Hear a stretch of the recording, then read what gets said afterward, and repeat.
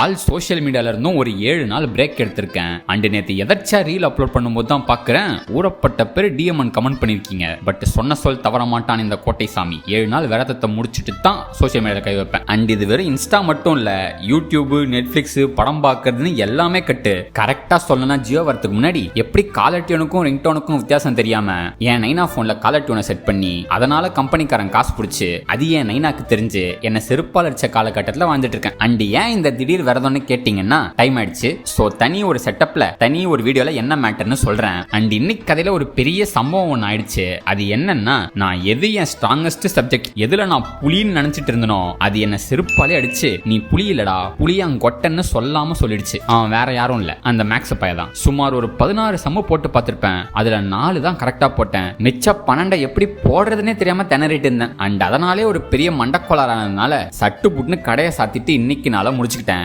நாளைக்கு பார்ப்போம். பை.